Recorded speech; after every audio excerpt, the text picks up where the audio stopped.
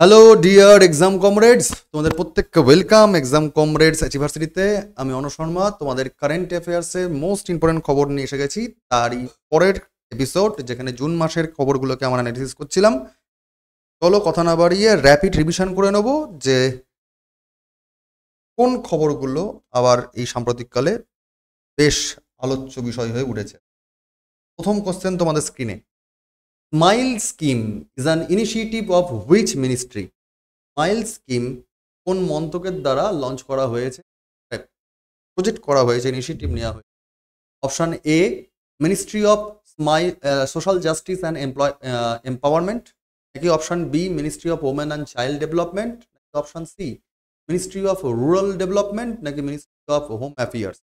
Smile এই ইনিশিয়েটিভটার full form অবশ্যই কমেন্টে জানাও দেখি বাবা। ফার্স্টে স্মাইল স্কিমটার ফুল ফর্ম তোমরা অবশ্যই কমেন্টে জানাও ফটাফট। তবে স্যার অ্যান্সার কোন মন্ত্রকের দ্বারা নেওয়া হয়েছে? এটার answer option A social justice and empowerment. Smile কি জিনিস sir? Support for marginalised individuals for livelihood and enterprises. Smile Jammu কাশ্মীরের পার্টিকুলার রিয়াসি জেলাতে শ্রীনগরের পর দ্বিতীয় জেলা হতে চলেছে যেখানে স্মাইল প্রকল্পটা বাস্তবায়িত হবে। জম্মু কাশ্মীরে যেহেতু ডেভেলপমেন্ট পিছিয়ে ছিল, ভারত সরকার সেখানকার বিক্ষোভগুলোকে যদি ঠিকঠাক আনতে হয়, ঠান্ডা করতে হয়, তাহলে সেখানকার নাগরিকের উন্নয়ন করতে হবে। সেই নিয়ে একের পর এক নানা রকম স্কিম আসছে, প্রজেক্ট আসছে। সেই নিরিখে জম্মু কাশ্মীরের যে রিয়াসি জেলা, সেটা শ্রীনগর জেলার পর দ্বিতীয় জেলা যেখানে স্মাইল প্রজেক্টটা ইনিশিয়েটিভটা বাস্তবায়িত হবে। স্মাইলের অর্থই হলো পার্টিকুলার যে জীবিকা এবং উদ্যোগের জন্য যেসব প্রান্তিক অঞ্চলের মানুষজন রয়েছে তাদেরকে সহায়তা দেওয়া, তাদেরকে মানে সাপোর্ট করা, অর্থাৎ সামাজিক ন্যায় বিচার বা ক্ষমতায়নের লক্ষ্যে এটা করা হয়। এবং পার্টিকুলারলি সেই কারণেই কিন্তু ভারতীয় সরকারের যে সামাজিক ন্যায় বিচার ও ক্ষমতায়ন মন্ত্রক, তার আন্ডার এটা প্রধান উদ্যোগ নেওয়া হচ্ছে।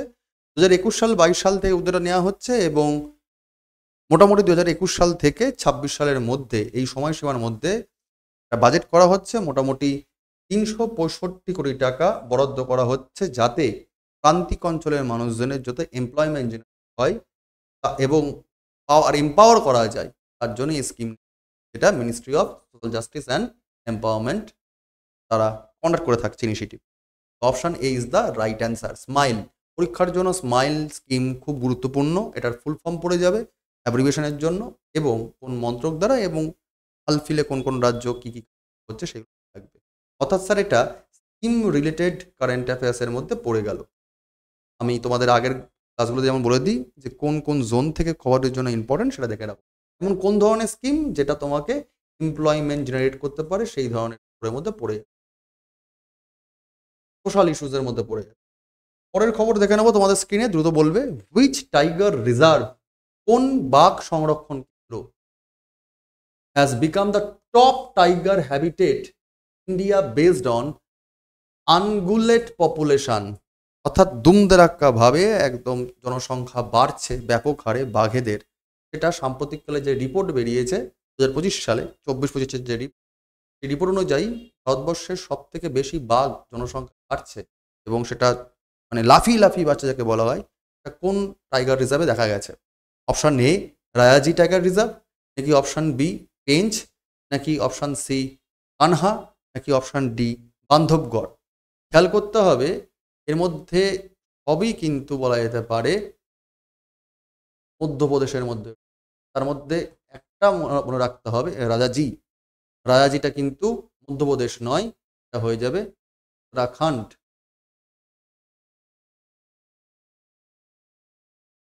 বলো স্যার অ্যান্সার কি?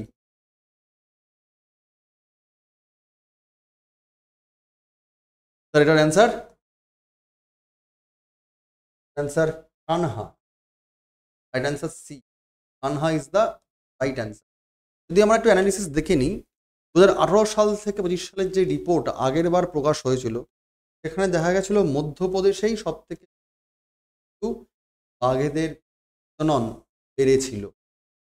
এবং যদিও রাজ্য অনুযায়ী মধ্যপ্রদেশ এগিয়ে থাকলেও সেই বছর অর্থাৎ 2022 সালের রিপোর্ট অনুযায়ী দেখা যাচ্ছে জিম করবেট সব থেকে বেশি প্রোডাকশন দিয়েছিল বাঘেদের সংখ্যাতে। ঠিক আছে, কিন্তু এবছর 2025 সালের যে রিপোর্ট এখানে দেখা যাচ্ছে যে কানহা সব থেকে বেশি আনকুলেট পপুলেশন দিচ্ছে টাইগারের জন্য। এটা একটা ডাইনামিক চেঞ্জেস, প্রদেশের মধ্যে একটি পার্টিকুলার টাইগার রিজার্ভ বেশি প্রোডাকশন হচ্ছে, অর্থাৎ এনভায়রনমেন্ট রিলেটেড খবর এটা কিন্তু তার জন্য ইম্পর্টেন্ট, ওয়াইল্ড লাইফ রিলেটেড।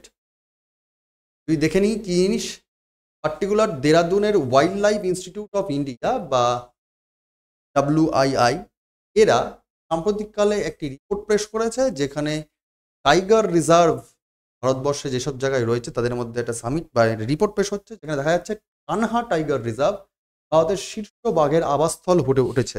সব থেকে স্বাভাবিকভাবে সেখানেই বাঘেরা বসবাস করতে পারছে এবং সেখানে অবাধ জনসংখ্যা হচ্ছে। তো কানহা টাইগার রিজার্ভ মূলত মধ্যপ্রদেশের মধ্যে অবস্থিত, পার্টিকুলারলি মধ্যপ্রদেশের যে মান্ডলা আর বালাঘাট জেলার সাতপুরা পাহাড়ি রেঞ্জের মৈকাল পর্বতমালার মধ্যে এটা অবস্থিত, এবং সেখানে খুব স্বাভাবিকভাবে এই সাউথ ইন্ডিয়ান কন্টিনেন্টাল রিজিয়নের মধ্যে বাঘেদের অবাধ প্রজনন প্রাকৃতিক দিক থেকে সুইটেবল কানহা টাইগার রিজার্ভ, এটা খবরে উঠে গেছে। এর আগে কিন্তু জিম করবেট ছিল। চলে আসো পরের খবর তোমাদের স্ক্রিনে। Which two countries have the largest number of nuclear weapons as per SIPRI yearbook 2025? SIPRI yearbook 2025 অনুযায়ী কোন দুখানা দেশের পারমাণবিক যে শক্তি, পারমাণবিক যে অস্ত্র সব থেকে বেশি পরিমাণে রয়েছে? এবার আমরা জানি রিসেন্ট পিরিয়ডে বেশ কিছু যুদ্ধ গেল, যেমন রাশিয়া ইউক্রেন ওয়ার, কিংবা পার্টিকুলার ইরান ইসরায়েলের ওয়ার, সেখানে আবার আমেরিকার ইনফ্লুয়েন্স, এছাড়া ইসরায়েলি ঘানা কিংবা প্যালেস্তানের যে কনফ্লিক্ট, রিসেন্ট পিরিয়ডে ইন্দো পাক ওয়ার, সবই কিন্তু খবরে আসছে। সেই নিরিখেই কিন্তু খবরটা ইম্পর্টেন্ট, কোন দুটো দেশের মধ্যে সব থেকে বেশি পারমাণবিক অস্ত্র অ্যাভেলেবেল রয়েছে। তোমাদের অপশান ফটাফট বলবে, ফ্রান্স এবং ইউনাইটেড কিংডম, নাকি রাশিয়া এবং আমেরিকা, নাকি চায়না এবং ইন্ডিয়া, নাকি D Israel and North Korea? Simple answer, America আর রাশিয়া যেখানে থাকবে তাদের সব বেশি অস্ত্র থাকবে, কোনো ঝকমারির জায়গা নেই। ডিটেলটা স্যার দেখে নাও একটুখানি। Stockholm international piece research institute বা শিপ, তার ফুল ফর্ম মনে রাখবে, স্টকহোম 2025 সালের একটা ইয়ার বুক পাস করছে এবং সেটা দেখাচ্ছে যে মোট 9খানা দেশের কাছে টোটাল 12,241 পারমাণবিক। এদের মধ্যে সর্বাগ্রে এগিয়ে রয়েছেন যে রাষ্ট্রটা, সেটা হচ্ছে মার্কিন যুক্তরাষ্ট্র, তারপরে রাশিয়া রয়েছে, তারপরে যুক্তরাজ্য মানে ইউকে রয়েছে, তারপরে ফ্রান্স, তারপরে চায়না, তারপরে গিয়ে ভারত।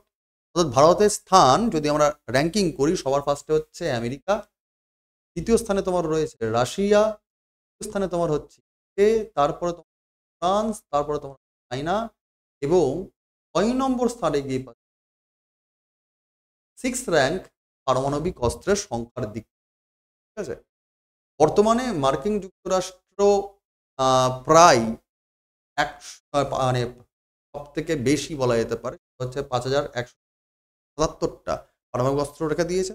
রাশিয়ার কাছে কিছু পরিমাণ বেশি রয়েছে অনুযায়ী, অন্যান্য দিক থেকে আরেকটু বেশি, কিন্তু পার্টিকুলার পারমাণবিক বললে গেলে 5,495টা। সারা বিশ্বে যদি যুদ্ধ লাগে তাহলে কি পরিস্থিতি হবে বুঝতেই পারছো। মোটামুটি বলা যেতে পারে ওভারঅল বিভিন্ন রকম পারমাণবিক অস্ত্র মিলিয়ে আমেরিকার কাছে বেশি, এবং তারপরে রাশিয়া রয়েছে। তো রাশিয়া আর আমেরিকা সব থেকে বেশি পারমাণবিক অস্ত্র মজুত করে। ঠিক, চলো পরের খবরে চলে যাই, এবং 6 র্যাঙ্ক হচ্ছে ইন্ডিয়ার। দেখে পরের কোশ্চেন স্যার চলে যাও। একটা অগ্নুৎপাতের খবর স্যার রয়েছে, দেখতেই পাচ্ছ অগ্নুৎপাত, এটা ভলক্যানো সাম্প্রতিককালে বেশ উঁচুতে তার কালো ধোঁয়া ছড়িয়েছে, এতখানি সচরাচর হাইটে, এত ব্যাপক পরিমাণে, এত ব্যাপক প্রাবল্যে সচরাচর ইদানিংকালের মধ্যে কোনো ভলক্যানিক ইরাপশান হয়নি বা আগ্নেয় অগ্নুৎপাত হয়নি। এই কারণে একটা খবর এসছে, এই যে আগ্নেয়গিরিটা যার নাম মাউন্ট লিওতোবি লাকি লাকি, এটা রিসেন্টলি খবরে আসলো, সেটা দেশের volcanic mountain. Option A Indonesia, option B Japan, option C Ethiopia, নাকি অপশান ডি ফিলিপাইন্স। তার রাইট অ্যান্সার কোনটা? মাউন্ট লিওতবি লাকি লাকি কোন দেশের volcano mountain, volcanic mountain? Answer কি? ফটাফট কোনটা জানো? অ্যান্সার হয়ে যাবে Indonesia. Right answer mount Lewotobi Laki Laki. ইন্দোনেশিয়ার মাউন্ট লিওতবি লাকি লাকি, এটা সাম্প্রতিককালে অগ্নুৎপাত শুরু হয়েছিল 11 কিলোমিটার 11 কিলোমিটার উঁচুতে ফায়ার মেঘ ছড়িয়ে পড়ে। তার মানে যেটুকু দেখতে পাচ্ছি আমরা, তার থেকে যে দেখা যায় যে এখান থেকে প্রায় 11 কিলোমিটার বায়ুমণ্ডলের মধ্যে এতখানি হাইটে তার এই মেঘের ছাই, ভলক্যানিক ইরাপশনের জন্য যে ছাই, যে অ্যাশ মাউন্ট উঠেছে। ইন্দোনেশিয়ার ফ্লোরেন্স দ্বীপের পূর্ব দিকে যে নুসা তেরেঙ্গা যে প্রভিন্স, এখানে এটা অবস্থিত, এবং মূলত এটা পড়ে যায় প্রশান্ত মহাসাগরীয় অঞ্চলের মধ্যে, অর্থাৎ রিং অফ ফায়ার, যেখানে মূলত অনেক ভলক্যানিক রিয়াকশনের জন্য ধীরে ধীরে বেশ ভলক্যানিক মাউন্টেনের জন্য আইল্যান্ড কান্ট্রিজগুলো রয়েছে, সেখানে মধ্যে যায়। ইন্দোনেশিয়ার একটা পূর্ব দিককার দ্বীপ যার নাম হচ্ছে ফ্লোরেন্স দ্বীপের পূর্ব দিকের একটা অংশ নুসা তেরেঙ্গা প্রভিন্স, তার মধ্যে এই মাউন্ট লিওতবি লাকি লাকি হয়ে যাচ্ছে, যেটা এত হাইটে তার ভলক্যানিক রিয়াকশনটা গেছে। খবর এসছে Indonesia is the right answer, mount Lewotobi Laki Laki. চলো পরের খবরে চলে যাই দ্রুত। ল্যাক ইনসেক্ট, লাক্ষা, লাক্ষা কীট আর mainly found in which region of the world? পৃথিবীর কোন অঞ্চলের মধ্যে এই লাক্ষা তৈরি করার যে পতঙ্গ, সেটাকে দেখতে পাওয়া যায়? অপশান এ সাউথ আমেরিকা, নাকি option B sub Saharan Africa, নাকি option C South East Asia, নাকি option D North Eastern Europe? দক্ষিণ আমেরিকা, সাহারা আফ্রিকার উপকূলীয় অঞ্চল, সাউথ ইস্ট এশিয়া মানে দক্ষিণ পূর্ব এশিয়া, এবং উত্তর পূর্ব নর্দার্ন বা উত্তর ইউরোপ, কোন অঞ্চলে লাক্ষা কীট পতঙ্গ পাওয়া যায়, লাক্ষা তৈরির জন্য যারা মূলত দায়ী? তার অ্যান্সার কি হবে? অ্যান্সার হবে South East Asia. Right answer option C South East Asia. Sir গল্পটা, recently Indian Institute of Science IISc এরা আবিষ্কার করেছে যে লাক্ষা পোকামাকড় তারা ল্যাকাইক অ্যাসিড তৈরি করছে। ল্যাকাইক অ্যাসিড, মনে রাখবে, ল্যাকাইক অ্যাসিড তৈরি করে এবং যা লাক্ষা রঞ্জক তৈরিতে সাহায্য করে। লাক্ষা পোকামাকড়গুলো এরা মূলত যে খাবার খায়, যে বিপাক ক্রিয়া হয়, তার পরবর্তীকালে তারা জনন কার্য হওয়ার পরে যে ডিম দেয় বা যে নিম্ফ ইনসাস্টার আসে বা পিউপা মানে পর্যায়ে পৌঁছায়, তারপরে প্রাপ্তবয়স্ক লাক্ষা কীটে পরিণত হয়, তারা যে জীবনের যে জার্নি, এই পার্টিকুলার যে বৈশিষ্ট্যগুলো, তাদের মধ্যে অন্যতম বৈশিষ্ট্য হচ্ছে এরা এই ল্যাকাইক অ্যাসিড প্রডিউস করে, এবং সেটাই পরবর্তীকালে লাক্ষার যে কালার কি হবে, লাক্ষার রঞ্জক তৈরিতে এই জাতীয় লাক্ষা কীট পতঙ্গ মূলত সাউথ ইস্ট এশিয়া অঞ্চলে দেখতে পাওয়া যায়। মূলত ভারত সহ থাইল্যান্ড, মায়ানমার, চায়নার মতো বেশ কিছু সাউথ ইস্টার্ন কান্ট্রিগুলোতে এগুলো অ্যাভেলেবেল রয়েছে। কিন্তু তার মধ্যে ভারত আর থাইল্যান্ড সব থেকে বেশি পরিমাণে প্রোডাকশন দেয় এই লাক্ষার জন্য।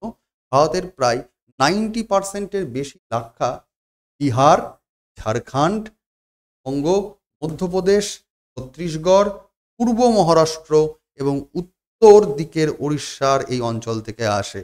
তাহলে মূলত ভারতবর্ষে লাক্ষা প্রোডাকশনে আবার বেশি করে রয়েছে পূর্বাঞ্চলের রাজ্যগুলো, যেমন বিহার, ঝাড়খণ্ড, পশ্চিমবঙ্গ, মধ্যপ্রদেশ, ছত্তিশগড়, পূর্ব মহারাষ্ট্র এবং উত্তর উড়িষ্যা। এছাড়াও বেশ কিছু থাইল্যান্ড, মায়ানমার, চায়না সহ বেশ কিছু জায়গাতে কিন্তু লাক্ষা প্রোডাকশন, অর্থাৎ সাউথ ইস্টার্ন কান্ট্রিগুলোতে দেখতে পাওয়া যায় লাক্ষা কীট, লাক্ষা। চলো আমরা পরের প্রসঙ্গে চলে যাই। পরের question, the Bajau tribe primarily found in which country? Bajau tribe সাম্প্রতিককালে খবরে এসছে, তারা কোন দেশগুলিতে দেখতে পাওয়া যায় নিচের অঞ্চলগুলোর মধ্যে? Option A Nepal, Bhutan, India, নাকি option B Chile, Peru, Brazil, নাকি option C Myanmar, Laos, Cambodia, নাকি option D Indonesia, Malaysia, Philippines? এর অ্যান্সার কি হবে? মায়ানমার, লাওস, কম্বোডিয়া, নাকি Indonesia, Malaysia, Philippines? Chile, Peru, Brazil, নাকি নেপাল, ভুটান, বাজাও ট্রাইব। স্যার কি হবে স্যার? বলো sir answer D Indonesia, Malaysia, Philippines. Option D is the right answer. তিনি স্যার কেন খবরে আসছে? বাজাও ট্রাইব বা সামা বাজাও ট্রাইব, এটা অন্য নাম একটা। এটা ইন্দোনেশিয়া, মালয়েশিয়া, ফিলিপাইন্সের উপকূলীয় অঞ্চলে বসবাসকারী এক ধরনের ট্রাইবাল গ্রুপ, যারা সমুদ্রের ওপর মূলত নির্ভরশীল। তারা ডুবুরির কাজকর্ম করে। প্রায় তারা 20 থেকে 30 মিটার গভীরে ডুব দেয় এবং কোনো রকম সরঞ্জাম, কোনো ইনস্ট্রুমেন্ট ছাড়াই প্রায় 5 থেকে 13 মিনিট ধরে তারা শ্বাস আটকে রাখতে পারে।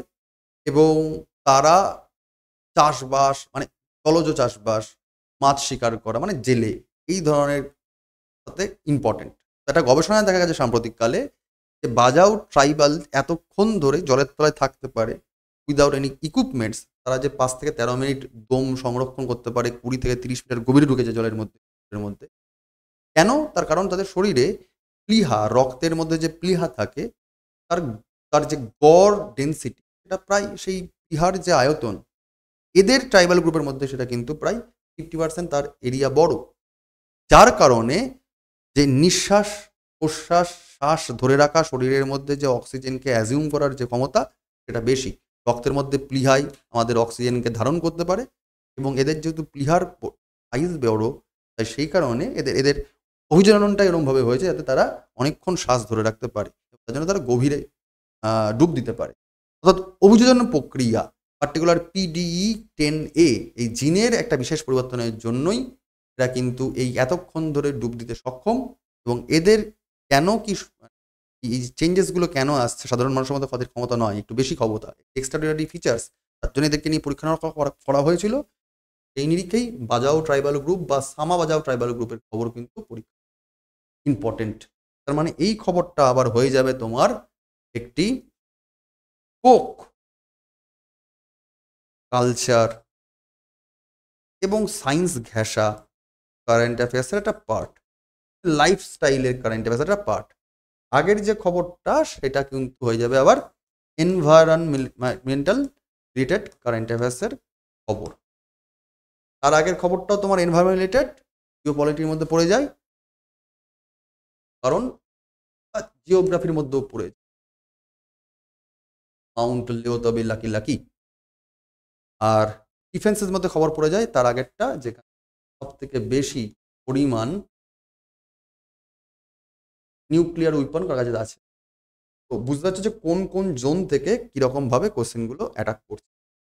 আমরা চলে যাব তার পরের খবরে। ইদুক্কি ওয়াইল্ড লাইফ স্যাংচুয়ারি এটা কোন রাজ্যে অবস্থিত? এটা নিয়ে সাম্প্রতিককালে একটা খবর এসছে। ইদুক্কি খুব ইম্পর্ট্যান্ট একটা wild life sanctuary, Tamil Nadu, Kerala, Karnataka, Maharashtra. খুব ফটাফট পাওয়া যাবে, কারণ Idukki particular wild life sanctuary যেমন আছে, তেমনই একটা বাঁধ রয়েছে, ড্যাম রয়েছে, ইদুক্কি রিভার রয়েছে, পাওয়ার প্রজেক্টও রয়েছে ইদুক্কি। ফটাফট বলবে।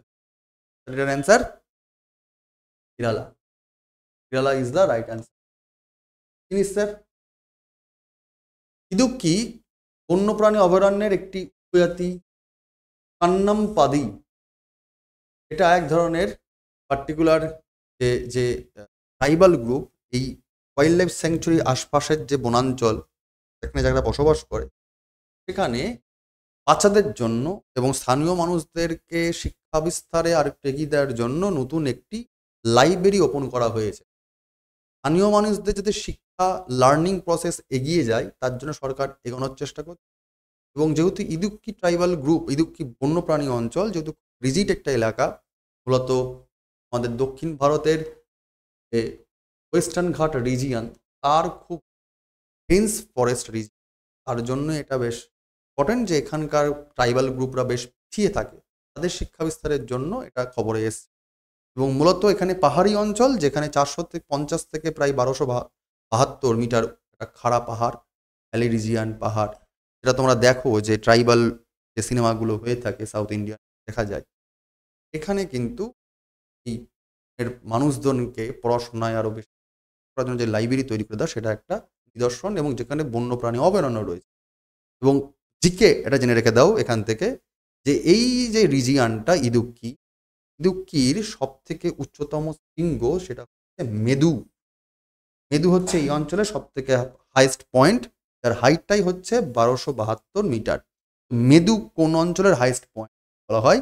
তাহলে ইদুক্কি অঞ্চলের হাইস্ট পয়েন্ট মেদু, এটা মনে রাখতে হবে। তার মানে এটা এডুকেশন রিলেটেড খবর। তোমরা যদি পাতিভাবে ভেবে থাকো স্যার এটা জিওগ্রাফির খবর, তা নয়, স্যার এডুকেশন রিলেটেড খবর, যেখানে সোশ্যাল ইস্যুসকে ডেভেলপ করার চেষ্টা করা হচ্ছে, মানে খবরটা এসছে। চলো পরের খবরে চলে যাব আমরা। Where was the lost ship HMS Endeavour of captain James Cook recently discovered? বেশ পুরনো দিনের গল্প এটা, তার মানে এটা হিস্ট্রি রিলেটেড কারেন্ট অ্যাফেয়ার্স, যে কোনো একটি ইউরোপীয় জাহাজ নাবিক তারা পতাকা কি বলে পাল তুলে এগিয়ে এসেছিল এই পৃথিবী পর্যটন করার জন্য, এবং পরবর্তীকালে ইউরোপ থেকে তারা চলে আসছে অস্ট্রেলিয়াতে। এবং সেই জাহাজটার যার ক্যাপ্টেন ছিলেন জেমস কুক, সেই জাহাজটা একটা সময় হারিয়ে যাচ্ছে, যে সময়তে নাকি আমেরিকাতে আবার স্বাধীনতা তৈরি হচ্ছে। তো এই যে জাহাজটা হারিয়ে যাচ্ছে এটা সাম্প্রতিককালে উদ্ধার করা গেছে। এটা কোন অঞ্চলে উদ্ধার? Option A Rhode island, option B Australia, নাকি অপশান সি নিউজিল্যান্ড, নাকি option D New Guinea island, Papua New Guinea island? বলো তার অ্যান্সার কি হবে? Lost ship HMS Endeavour of captain James Cook recently discovered. History related current affairs খুব important, একটু মনে রাখবে, একটু হার্টকে খবর এইগুলো। কোথা থেকে পাওয়া গেছে sir answer? Option A Rhode island. তার ইতিহাসটা জেনে নিই একটুখানি। প্রায় 250 বছর পর ক্যাপ্টেন জেমস কুকের যে জাহাজটা হারিয়ে গেল, যার নাম ছিল এইচএমএস এন্ডিওভার, রিসেন্টলি এই রড আইল্যান্ডের নিউপোর্ট হারবার থেকে পাওয়া যাচ্ছে। ক্যাপ্টেন জেমস কুকের যে অভিযান করেছিলেন তিনি পূর্ব অস্ট্রেলিয়াতে পৌঁছানোর জন্য, যেটা ইউরোপের ফার্স্ট একটা জাহাজকে নিয়ে তিনি, সেই জার্নিটা শুরু হয়েছিল 1768 থেকে 1771 মধ্যে। জাহাজটা শেষমেশ হারিয়ে যায়। পরবর্তীকালে এটার নামকরণ করা হয়েছিল লর্ড স্যানজয়েজ। 1778 সালে আমেরিকান স্বাধীনতা যুদ্ধের সময় এটা হারিয়ে যাচ্ছে। অস্ট্রেলিয়ান ন্যাশনাল মেরিটাইম মিউজিয়ামে 25 বছর ধরে জলের নিচে অনুসন্ধান করা হয়, এবং বিশ্বব্যাপী গবেষণার পর ধ্বংসাবশেষটা শেষমেশকে নিশ্চিত করা যায় যে না, জলের তলে যেটা পাওয়া গেল এটাই ছিল ওই ক্যাপ্টেন জেমস কুকের এইচএমএস এন্ডিওভার জাহাজটা। ঠিক আছে, তো এটা একটা ইউরোপিয়ান ফার্স্ট জাহাজ যা অস্ট্রেলিয়ার বুকে নোঙর পারবে।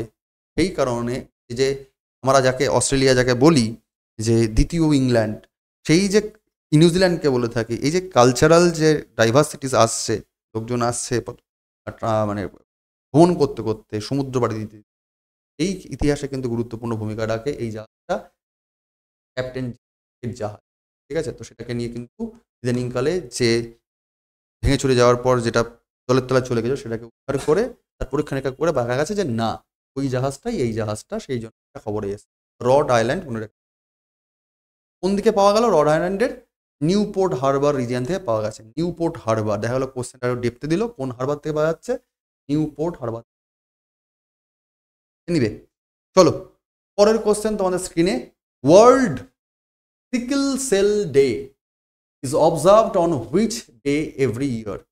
World sickle day cell days এটা কোন দিনে পালন করা হয়? 18, 19, 20 নাকি জুন পালন করা হয়ে থাকে? Option A 18 June, option B June, option C, option D. তো কমেন্টে জানাও ফটাফট এর অ্যান্সার কি হবে? 19 June the right answer. Sickle day, sickle cell day. Sickle cell রোগ সম্পর্কে সচেতনতা ছড়িয়ে দেওয়ার জন্যই প্রতি বছর 19 জুন বিশ্ব সেল দিবস পালন করা হয়। এর লক্ষ্যই হলো বংশগত রক্তের ব্যাধির প্রাথমিক নির্ণয় করা, চিকিৎসা এবং প্রতিরোধ সম্পর্কে মানুষকে শিক্ষিত করে তোলা। সিকল সেল রোগ একটি সাধারণ মানুষের মনোজেনিক রোগ, যার ফলে প্রতি বছর সারা বিশ্ব জুড়ে প্রায় 3 লক্ষ তার বেশি শিশু আক্রান্ত হচ্ছে। জেনেটিক এক ধরনের রোগ, এটা জন্মগত রোগ, এবং সেই কারণে তাকে অ্যাওয়ারনেস দেওয়ার জন্য করা হচ্ছে, যেখানে ভারতেও বেশ কিছু শিশু বছর অ্যাফেক্টেড হয়েছে। ঠিক আছে, তো গ্লোবাল অ্যাকশন, লোকাল ইফেকশন, এবং তাকে কার্যকরী করে দেওয়ার জন্য, সাধারণ মানুষকে আরও অ্যাওয়ারনেস দেওয়ার জন্য কিন্তু এই দিবসটা পালন করা হয়, ওয়ার্ল্ড সেল ডে। তার মানে স্যার এটা ডে থেকে খবর, ডে অ্যান্ড থেকে কারেন্ট অ্যাফেয়ার।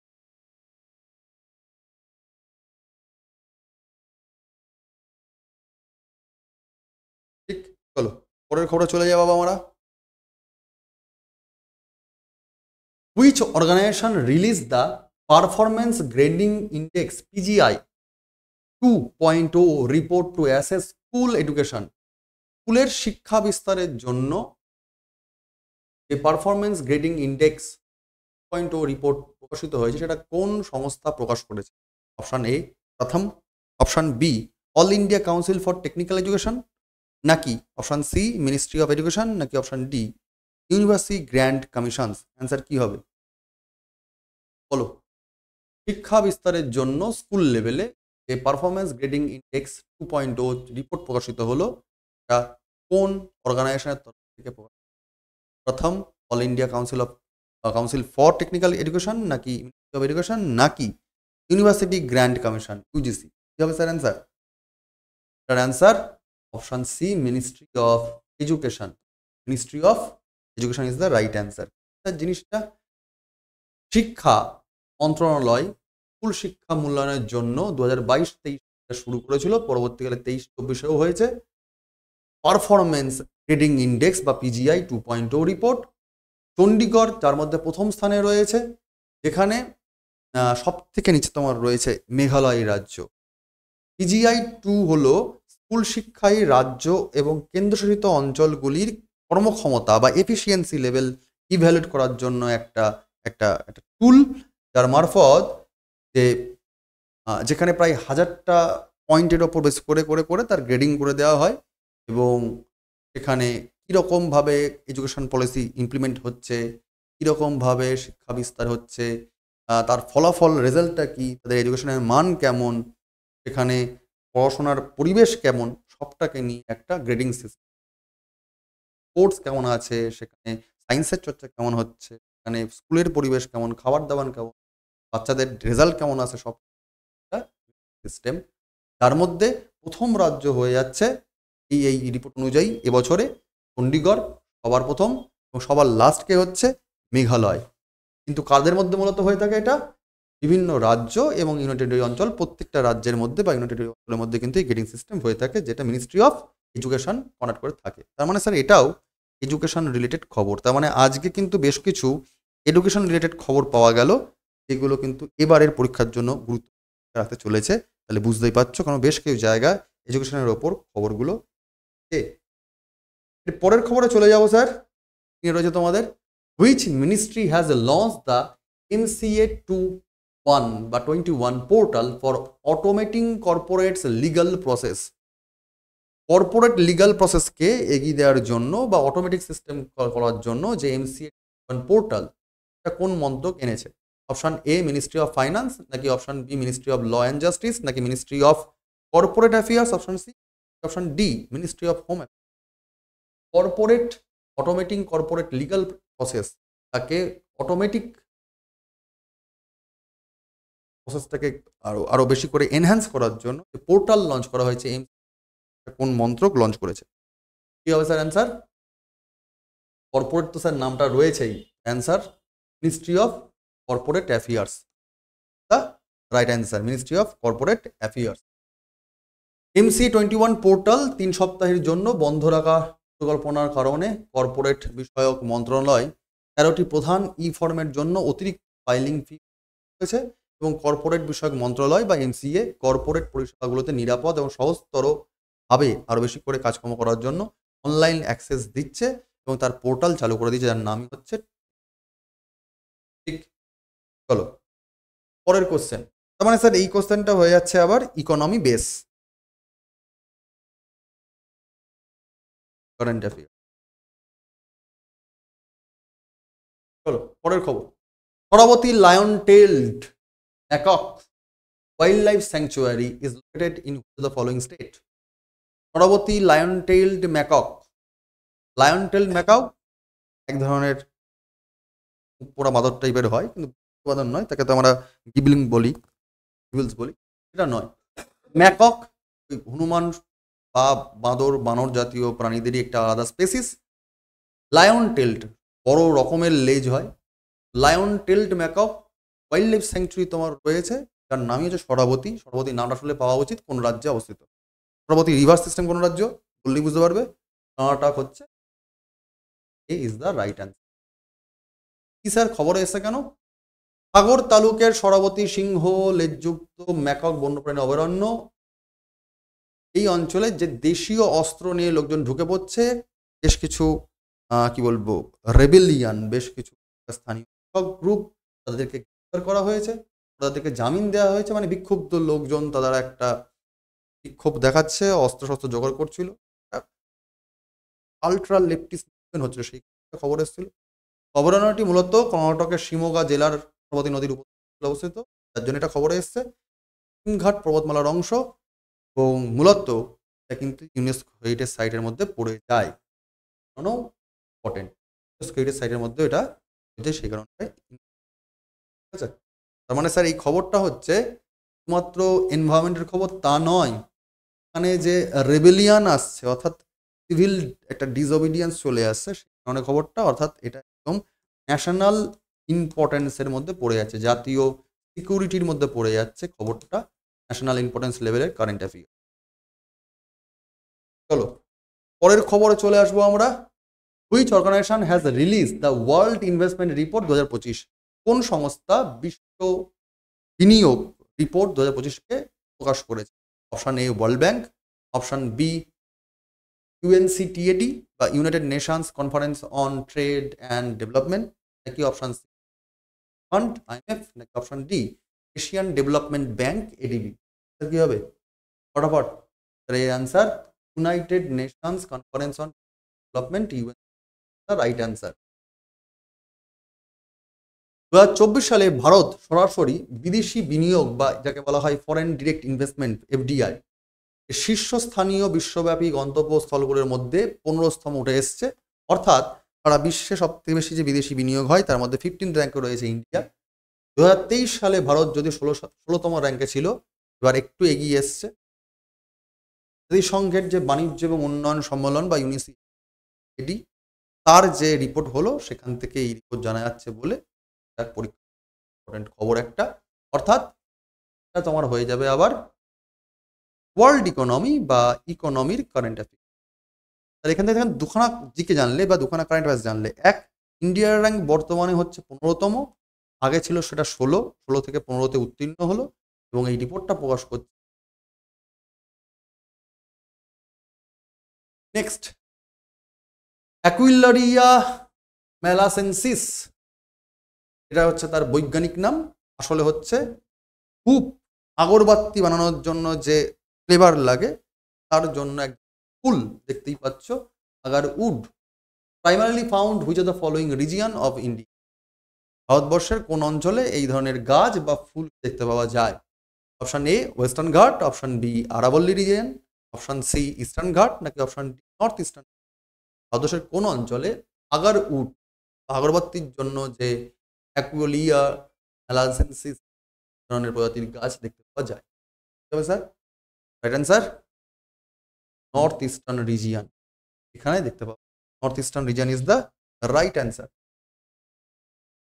বাজারে চাহিদা বাড়ছে, অতিরিক্ত ফসল সংগ্রহের কারণে পার্টিকুলার বুনো আগার কাঠ এটা বিলুপ্ত পথে চলে যাচ্ছে, এই জন্য এটা খবরে এসছে। মূলত এটা ওই থাইমেলসিয়াসি পরিবারের একটা অন্তর্গত একটা গাছ, যেটা মূলত রজন দেয়, রজন যেটা সুগন্ধি রজন, এটা আগরবাতি বা ধূপ তৈরি কাজে লাগে। যেহেতু প্রচুর পরিমাণে ধূপ এটা তৈরি হচ্ছে, তার জন্য এই কাঠ বড্ড পরিমাণে কিন্তু কাটা হচ্ছে গাছটা, তার জন্য কিন্তু এটা থ্রেড জোনে চলে যাচ্ছে। ধূপের উপকরণের জন্য এটা গুরুত্বপূর্ণ।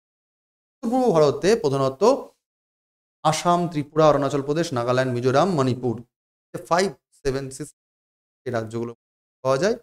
এবং মনে রাখতে হবে এই গাছটা কিন্তু IUCN এর আন্ডারে সংরক্ষিত গাছ বা অতি বিপন্ন মানে ক্রিটিক্যালি এন্ডেঞ্জার্ড যে গাছটা থ্রেট জোনে চলে যাচ্ছে। এই গাছটাকে অতিরিক্ত পরিমাণে কাটাকাটি করা হচ্ছে, এর প্রোডাকশন বেশি, বাজারে তার ব্যাপক চাহিদা রয়েছে খুব ধুনো তৈরি করার জন্য। ঠিক আছে, তার মানে স্যার এটাও একটা এনভায়রনমেন্টাল ইস্যু, এনভায়রনমেন্টাল থ্রেট একটা। নেক্সট খবর চলে যাব, which ministry launch the gender budgeting knowledge hub support gender sensitive planning across India. এই যে পুত্র সন্তানদেরকে বেশি করে মাথায় তুলে নাচানাচি করা হয়, মানে কন্যা সন্তানকে অনেকে অনেক অবক্ষয় করে দেয়, ঠিকঠাক করে গ্রহণ করে না, পুরুষ নারীর সংখ্যার যে রেশিও হেরফের নিয়ে অ্যাওয়ারনেস ক্যাম্প দীর্ঘদিন ধরে চলে আসছে ভারতবর্ষে। এই নিরিখেই কোন মন্ত্রক জেন্ডার বাজেটিং হাব শুরু করছে প্ল্যানিং অ্যাক্রস করার জন্য সারা ভারতবর্ষ জুড়ে, যে লিঙ্গ বৈষম্য দূরীকরণ করার জন্য যে planning gender budgeting knowledge hub চালু করেছে। A ministry of social justice of employment, of women and child development, law and justice, option D ministry of corporate affairs. Answer কি হবে sir? Sir ministry of women and child development is the right answer. The right answer particularly social ইস্যুতে পড়ে যায়।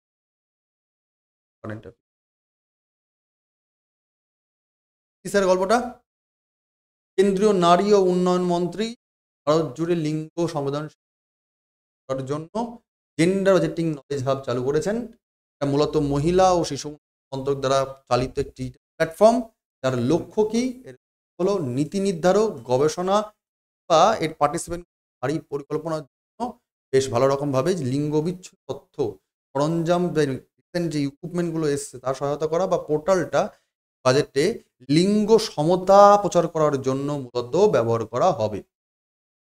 এবং তার জন্য কিভাবে লোকজনকে আরো বেশি করে ডিজিটালি অ্যাকনলেজ করা যায়, তার জন্যই কিন্তু এই প্রকল্পটা নেওয়া বা ডিজিটাল প্ল্যাটফর্মটা চালু করা। ডিজিটাল প্ল্যাটফর্মটার নাম কি sir? Gender budgeting knowledge hub, ministry of and child development. তো আজকে স্যার আমরা কিন্তু র্যান্ডাম এরকমভাবেই মূল খবরগুলো ডাইনামিক সেক্টর থেকে তুলে আনা হচ্ছে, আমাদের যাতে র্যাপিড রিভিশনটা হয়ে যায় এবং পরীক্ষায় যে কারেন্ট অ্যাফেয়ার্স নিয়ে তোমাদের যে দ্বন্দ্ব থাকে সেটা করার জন্য। মনে করে দিই, ডেসক্রিপশন বক্সে তোমাদের টেলিগ্রাম গ্রুপের লিঙ্ক আছে বাবা, তো সেই লিঙ্কে চলে যাও যদি তুমি নতুন দেখতে থাকো। তাহলে এই যে ক্লাসগুলো রেগুলার বেসিসে হচ্ছে তার অ্যানালিসিস সহ যে নোটপত্র, এগুলো কিন্তু PDF আকারে তোমার যে ইউটিউবে যে ক্লাসগুলো হচ্ছে সেগুলো সবই কিন্তু চলে যাবে তোমার টেলিগ্রাম গ্রুপের। ঠিক, সুতরাং টেলিগ্রাম গ্রুপে জয়েন করে যেও, মন দিয়ে পড়ো, ম্যাক্সিমাম রিভিশন দাও, করি তোমাদের না, কারণ পয়েন্ট ওয়াস কিন্তু এবার রেগুলার বেসিসে কভার করে দেওয়া হচ্ছে। আজকে অবধি রাখলাম, ভালো থেকো প্রত্যেকে, best of luck, thank you.